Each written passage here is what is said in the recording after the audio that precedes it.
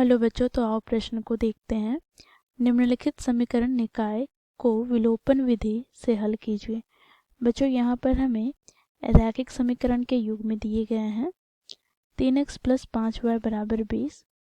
दूसरा समीकरण है 6x - 10y = -4।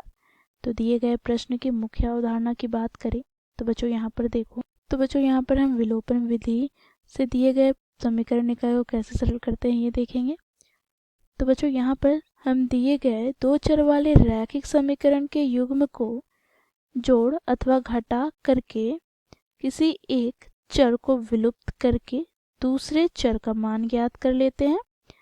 फिर बच्चों पुनः हम दूसरे चर का मान किसी एक रैखिक समीकरण में रखकर विलुप्त चर का मान ज्ञात कर लेते हैं। तो इस विधि को बच्चों हम विलोपन विधि कहते हैं। अब यहाँ पर दिए गए रैखिक समीकरण के युग्म की बात करें तो यहाँ पर हम लिखेंगे दिए गए रैखिक समीकरण के युग्म क्या है। तो देखो यहाँ पर पहला है 3x + 5y = 20। इसे हम समीकरण 1 दे दिए। तथा यहाँ पर दूसरा क्या है तो 6x - 10y = -4।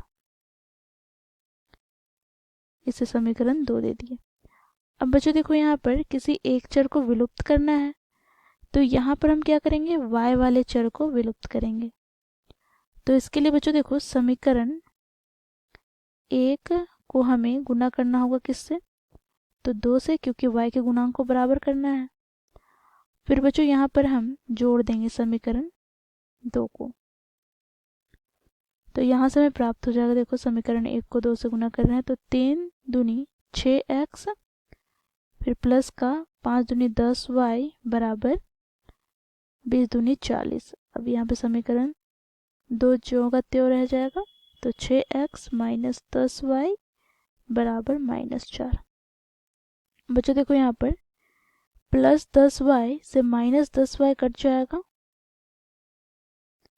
तो यहाँ से हमें प्राप्त हो गया 12x = यहाँ से 36। तो देखो यहाँ पर हमें एक चर ही प्राप्त हो रहा है x, तो यहाँ से x बराबर हमें प्राप्त हो जाएगा 36/12। 12 तिया 36। तो यहाँ से हमें x का मान प्राप्त हो गया क्या बच्चों तो 3। अब बच्चों देखो यहाँ पर हम क्या करेंगे y का मान ज्ञात करेंगे। तो इसके लिए हम समीकरण 1 या 2 किसी में भी बच्चों x का मान रख के हम y का मान ज्ञात कर सकते हैं। तो समीकरण 1 में x का मान रखने पर, तो समीकरण 1 में क्या है बच्चों तो 3x + 5y = 20।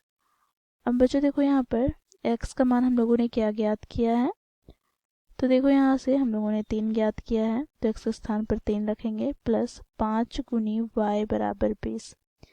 तो यहाँ से हमें प्राप्त हो जाएगा 3 तिया 9 प्लस 5y = 20। तो यहाँ से बच्चों देखो 5y = 20 - 9, अर्थात यहाँ से हमें y का मान प्राप्त हो गया 11/5। तो यहाँ से हम लिखेंगे अतः दिए गए रैखिक समीकरण निकाय का हल x = 3 तथा y = 11/5 है। तो इस प्रकार बच्चों हम दिए गए प्रश्न को हल कर लेते हैं।